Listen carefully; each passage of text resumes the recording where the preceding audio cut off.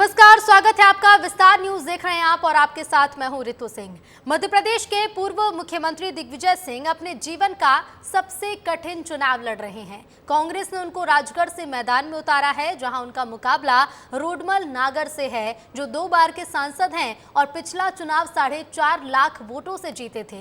दिग्विजय सिंह इस चुनाव को अपना आखिरी चुनाव बताकर, भावनात्मक मुद्दा बनाकर इस चुनाव को दिग्विजय बनाम रोडमल नागर करने की कोशिश कर रहे हैं। इसमें वो कुछ हद तक सफल भी हो रहे हैं। जनता को स्थानीय सांसद से नाराजगी है, जिससे भुनाने की कोशिश दिग्विजय कर रहे हैं। राजगढ़ में 7 को चुनाव है और दिग्विजय ने चुनावी व्यस्तता के बीच विस्तार न्यूज से बात की है। सुनिए।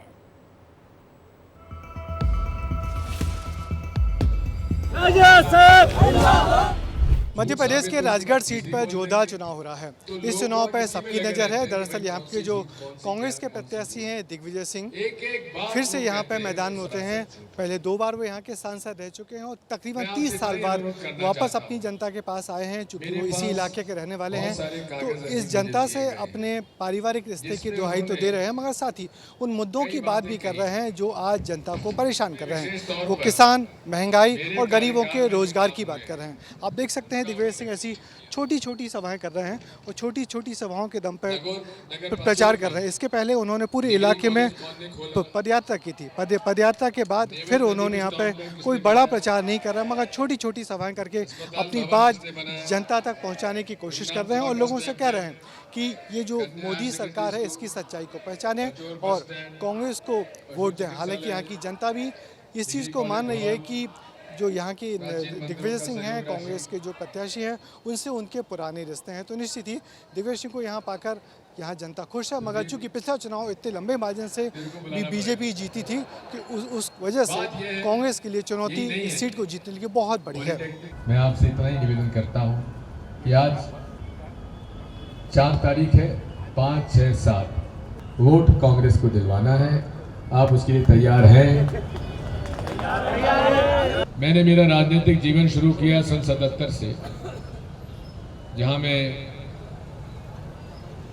जनता पार्टी की लहर में कांग्रेस से चुनाव लड़ा। राजगढ़ विधानसभा में पिछले चुनाव बीजेपी ने तकरीबन 4.5 लाख बड़े वोटों के अंतर से जीता था, मगर इस बार दिग्विजय सिंह मैदान में है, तो देखते हैं यहाँ के लोग क्या सोचें। आपको क्या लग रहा है इस बार कैसा चुनाव है? इस बार चुनाव पूरा दिग्विजय सिंह जी के ऊपर फोकस है। उन्होंने यहाँ पे बहुत सारे काम किए हैं और जो वर्तमान में सांसद हैं उन्हें पब्लिक के लिए कोई काम नहीं किया। कोई पब्लिक उनके पास गई आवेदन लेके भी, तो उसके ऊपर उन्हें ध्यान नहीं दिया। दिग्विजय सिंह यहाँ बार बार ये क्यों बोल रहे हैं कि यहाँ मोदी चुनाव नहीं लड़ रहे हैं? क्या मोदी जी का ऐसा कोई डर है क्या, या कार्यकर्ता लोगों के मन में मोदी का दिया? वर्तमान सांसद का यहाँ बहुत विरोध है और खुद का चेहरा वो नहीं दिखा रहे हैं, मोदी जी की आड़ में चुनाव लड़ रहे हैं। इसलिए यहाँ की जनता को ये बताने का हम प्रयास कर रहे हैं कि यहाँ के प्रत्याशी रोडमल नागर जी है, क्योंकि रोडमल नागर जी को पीछे छुपाया जा रहा है। कारण ये है, यानी कि हम ये समझे कि यहाँ पे जो चुनाव है रोडमल नागर वर्सेस दिग्विजय सिंह है। दिग्विजय सिंह दोनों। दिग्विजय सिंह को लोग पसंद कर रहे हैं यहाँ पे। आम पब्लिक दिलों के राजा हैं। राजा साहब ने कभी भी किसी पार्टी को नहीं, राजगढ़ जिले से हर घर से उनके संबंध है। राजगढ़ जिले में उन्होंने हमेशा पब्लिक का काम करा है। उनके यहाँ राजगढ़ जिले का कोई भी होना चाहिए, वो पार्टी नहीं देखते हैं। रोडमल जी अपने गांव से मेंबर का चुनाव हार गए। ये पचोर नगर एक छोटा नगर है, इसमें ये रोडमल जी का गाँव है, रोडमल जी का नगर ही है, यहाँ रहते हैं। इस पचोर में दिग्विजय सिंह ने लगभग 110 से 120 परिवारों को निष्पक्ष काम करें। ये काम दिग्विजय सिंह के काम आएंगे। चलिए, तो दिग्विजय सिंह को कहना है कि इस बार एक उनका काम यहाँ काम आएगा और लोगों को उम्मीद है कि इस बार जो पुराना मार्जिन था, इस बार उस कांग्रेस को पाटेगी और दिग्विजय सिंह जीतेंगे। मगर सच्चाई क्या है आने वाले वक्त में पता लगेगा। रोडमल नागर जी, यहाँ की जनता वोट आपको दे रही है या नहीं दे रही? क्या करेंगे दिग्विजय सिंह फिर आपकी लोगों के पास लौट के आ रहे हैं? क्या सोचो कैसा चुनाव? इस बार राजगढ़ का चुनाव विशेष रूप से रोडमल वर्सेस जनता हो रहा है और जनता का पक्ष रखने के लिए यहाँ पे राजा दिग्विजय सिंह जी यहाँ के युवाओं, विशेषकर किसानों की लड़ाई लड़ने के लिए राजगढ़ लोकसभा क्षेत्र से चुनाव लड़ने के लिए आए। जब राजा दिग्विजय सिंह जी पहले मुख्यमंत्री हुआ करते थे, उसके बाद से आज तक यहाँ पे कोई युवाओं के लिए रोजगार का कोई औद्योगिक क्षेत्र नहीं हुआ। यहाँ का मुद्दा क्या है? इस राजगढ़ सीट का मुद्दा क्या है? क्या राजगढ़ सीट पे मुद्दा क्या है, क्या सोचा? यहाँ मेन मुद्दा बेरोजगारी सबसे अधिक है और किसानों के हित में कोई काम नहीं किया रोडमल नगर जी। अच्छा, ये दिग्विजय सिंह से क्या रिश्ते हैं इस इलाके के लोगों के? यहाँ की जनता के आत्मीय रिश्ते हैं, ये एक परिवार वाले रिश्ते हैं, ये कोई नेतागिरी वाले रिश्ते नहीं हैं। अब पिछली पीढ़ी और नई पीढ़ी का सहयोग, हम खुशकिस्मत लोग हैं कि जो इस पीढ़ी वाले भी राजा साहब के चुनाव में आए और हम सौभाग्यशाली रहेंगे कि इनका सहयोग करेंगे। दादा क्या कहेंगे, दिग्विजय सिंह इतने दिनों बाद आपकी जनता के बीच लौट के आए हैं, वोट मांग बात है, अपने स्वार्थ के लिए बहुत अच्छी बात है, उनको ही सहयोग करेंगे हम। हाथ के पल्ले पर अपना अमूल्य मत देकर विजय बनाइए। दिनांक 7 मई को आपके न जाने पहचाने पूर्व मुख्यमंत्री हमारे साथ हैं दिग्विजय सिंह साहब। दिग्विजय सिंह साहब, आपको बहुत बहुत शुभकामनाएं। बहुत लंबे समय बाद आप वापस राजगढ़ लौटे हैं, कैसा लग रहा है? अच्छा लग रहा है, घर वापसी है। सर, आप लोग ये भी कह रहे हैं और आप भी कह रहे हैं कि आपका आखिरी चुनाव है। निश्चित तौर पर आखिरी है। मैं 77 साल का हूँ, अगले चुनाव में 82 साल का हो जाऊँगा।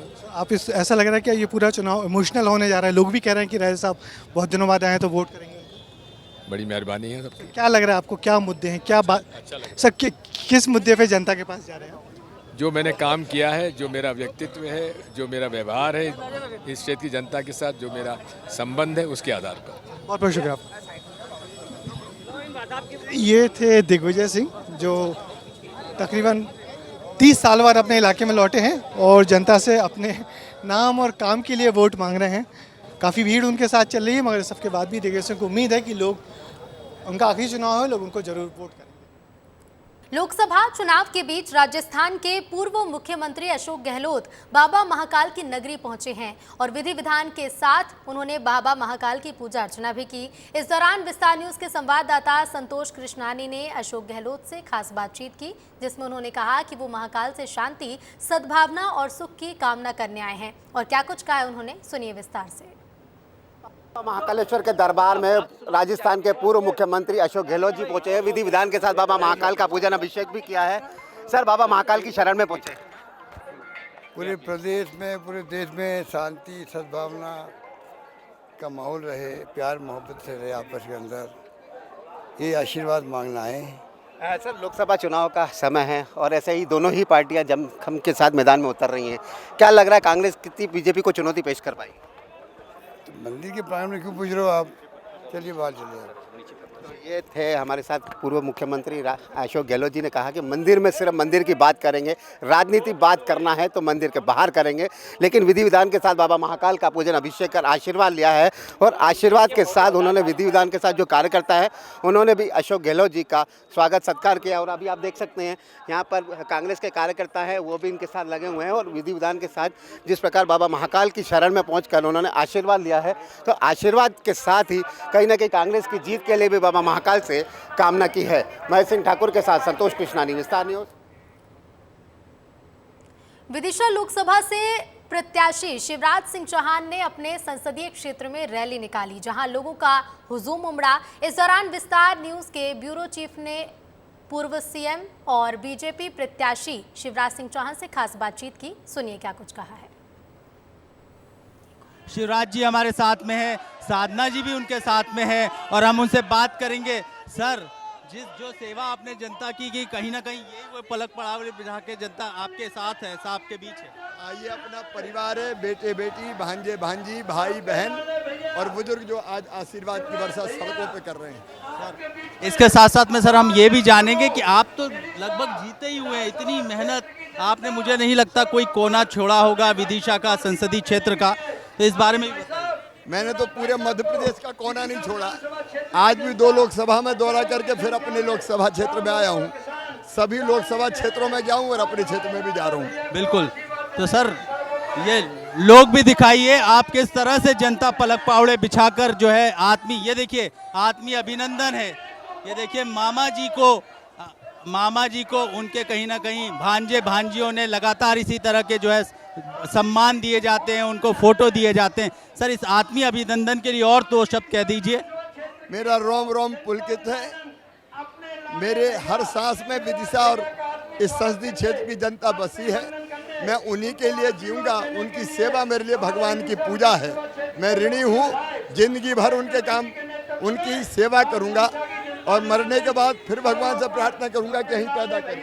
तो ये थे शिवराज जी जो बता रहे थे कि मेरा रोम रोम पुलकित है, जिंदगी भर उनकी सेवा करूंगा, इससे पहले भी किए। श्याम सिंह तोमर विदिशा से, कैमरा पर्सन राजा राम के साथ, विस्तार न्यूज के लिए। मध्य प्रदेश में तीसरे चरण के मतदान का चुनावी प्रचार अब अंतिम दौर में है और ऐसे में नेता और उनका परिवार भी प्रचार में पूरी ताकत झोंक रहा है। विदिशा लोकसभा से प्रत्याशी शिवराज सिंह चौहान के बेटे कार्तिकेय चौहान भी लगातार चुनावी प्रचार कर रहे हैं। रायसेन की सांची विधानसभा के अल्पसंख्यक बाहुल्य गांव सदालतपुर में नुक्कड़ सभा को संबोधित करते हुए कार्तिकेय चौहान ने लोगों से वोट की अपील की और महिलाओं के पैर छूकर आशीर्वाद भी मांगा। कार्तिकेय चौहान से विस्तार न्यूज ने बातचीत की है, सुनिए। वोट डालना पड़ेगा क्योंकि आपके देश के प्रति ड्यूटी है। इस देश ने आपको सब कुछ दिया है कि आप अपने जीवन का कुछ अमूल्य समय निकाल के इस देश के नाम पे अपना ओपिनियन रखने के लिए वोट नहीं डाल सकते। आपसे निवेदन करना चाहता हूँ, 7 तारीख को आप सब अपने अपने घरों से निकलें, अपनी लोकतांत्रिक जिम्मेदारियों का पालन करें। लोकतंत्र का महापर्व और महापर्व में धुआंधार प्रचार दोनों जारी हैं। छत्तीसगढ़ में 2 चरण का मतदान हो चुका है और तीसरे चरण का मतदान 7 मई को होना है। ऐसे में 5 मई की शाम को प्रचार प्रसार थम जाएगा, लेकिन इससे पहले नेता प्रचार प्रसार में अपनी पूरी ताकत झोंक रहे हैं। ये रिपोर्ट देखिए। देश भर में पार्टियों के दिग्गज नेता चुनावी हुंकार भर रहे हैं, तो छत्तीसगढ़ कैसे पीछे रह जाता। पिछले कुछ दिनों में छत्तीसगढ़ के वोटर्स को साधने में कांग्रेस और बीजेपी ने कोई कसर नहीं छोड़ी। कभी पीएम मोदी, कभी खड़गे तो कभी अमित शाह बारी बारी से यहाँ आए हैं और जनता को रिझाने की कोशिश की है कि ये लोग कॉन्स्टिट्यूशन को, गरीबों के अधिकार को जड़ से खोदकर फेंकना चाहते हैं। और मैं आप और आप सब मिलकर देश के दलित, आदिवासी, पिछड़े, गरीब, जनरल कास्ट के लोग, माइनॉरिटीज के लोग मिलकर इस किताब का, इस कॉन्स्टिट्यूशन का रक्षा करने जा रहे हैं। कई साल पहले कांग्रेस ने कर्नाटका में धर्म के आधार पर आरक्षण लागू भी कर दिया था। जब वहां बीजेपी सरकार आई तो हमने संविधान के विरुद्ध, बाबा साहब आंबेडकर की भावना के विरुद्ध कांग्रेस ने जो निर्णय किया था उसको उखाड़ करके फेंक दिया और दलितों को, आदिवासियों को, पिछड़ों को उनका अधिकार वापस दिया। इस दौरान छत्तीसगढ़ सियासत का अखाड़ा भी बनता नजर आया। छत्तीसगढ़ के नेता प्रतिपक्ष ने पीएम मोदी को लेकर अपशब्द कहे, जिसके बाद सियासत गरमाई और जब पीएम छत्तीसगढ़ आए तो जवाब देना भी नहीं भूले। नरेंद्र मोदी के खिलाफ अगर कोई लाठी धर के खड़े हो सकते तो तुम्हारे सांसद खड़े हो सकते, बाकी मन सीधवा साधवा है और ये देवेंद्र भी खड़े हो सकते हैं। शिव लाठी धरे नहीं सके, गाड़ी दे सके। हम लाठी धरैया आदमी चाहिए, नरेंद्र मोदी के मूड फोरैया आदमी चाहिए और रात दिन तंग करके यहाँ ले चीन भेजने वाला आदमी चाहिए। ये लाठी से मोदी का सिर फोड़ने की धमकी दे रहे हैं।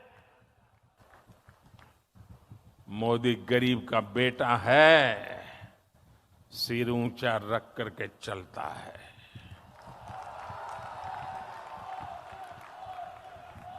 मोदी इनकी धमकियों से डरने वाला नहीं है। इन 3 चरणों में किस पार्टी के कितने नेताओं ने छत्तीसगढ़ में चुनावी सभा को संबोधित किया, ये भी विस्तार से जान लेते हैं। छत्तीसगढ़ में बीजेपी के दिग्गज 8 अप्रैल प्रधानमंत्री नरेंद्र मोदी का बस्तर दौरा, 13 अप्रैल केंद्रीय रक्षा मंत्री राजनाथ सिंह का दंतेवाड़ा राजनांदगांव दौरा, 14 अप्रैल केंद्रीय मंत्री अमित शाह का खैरागढ़ दौरा, 21 अप्रैल योगी आदित्यनाथ का खुज्जी, बेलतरा और कोरबा दौरा।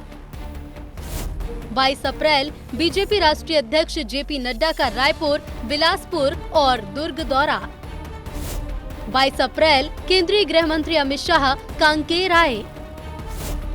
23-24 अप्रैल पीएम मोदी छत्तीसगढ़ में रहे। बीजेपी ने ताकत झोंकी तो कांग्रेस भी पीछे नहीं रही। छत्तीसगढ़ में कांग्रेस के दिग्गज। 13 अप्रैल राहुल गांधी का बस्तर दौरा। 21 अप्रैल प्रियंका गांधी का कांकेर, राजनांदगांव दौरा। 29 अप्रैल राहुल गांधी दूसरी बार छत्तीसगढ़ आए, बिलासपुर दौरा किया। 30 अप्रैल कांग्रेस के राष्ट्रीय अध्यक्ष मल्लिकार्जुन खड़गे का जांजगीर चांपा दौरा। 2 मई प्रियंका गांधी का कोरबा दौरा। दोनों ही पार्टियों के स्टार प्रचारकों ने सभी 11 की 11 लोकसभा सीटों पर जमकर प्रचार प्रसार किया है और सभी सीट जीतने का दावा भी किया। रिजल्ट देख लीजिएगा 4 जून तक। अब 3 दिन बाद छत्तीसगढ़ का चुनाव हो रहा है। आप लोग मस्त घूमने जाइए, थोड़ा स्ट्रेस फ्री होइए और 4 तारीख को देखिएगा कि 11 के 11 कमल फूल मोदी जी को समर्पित होंगे छत्तीसगढ़ से। तमाम बड़े नेताओं का दौरा हो चुका है। इससे देश को फायदा, इससे छत्तीसगढ़ को फायदा होगा और छत्तीसगढ़ के मतदाताओं से, जनता से सीधा उन्होंने संदेश दिया है कि हमारी सरकार आने पर हम लोगों ने सभी वर्गों के लिए जो घोषणा पत्र, न्याय पत्र बनाया, उससे सभी लोगों को फायदा होगा। इससे अच्छा संदेश गया है और कहीं न कहीं कांग्रेस के पक्ष में छत्तीसगढ़ में माहौल बना है। तीसरे चरण के साथ ही छत्तीसगढ़ में चुनावी शोर थम जाएगा। 3 चरणों में सभी 11 सीटों पर वोटिंग हो जाएगी और इस दौरान पार्टियों ने छत्तीसगढ़ की सियासी सरजमी पर जमकर पसीना बहाया। अब चुनाव आखिरी दौर में है और देखना होगा कि इस बार किसकी मेहनत रंग लाएगी। ब्यूरो रिपोर्ट, विस्तार न्यूज। और इसी के साथ फिलहाल इस बुलेटिन में इतना ही। देखते रहिए विस्तार न्यूज। नमस्कार।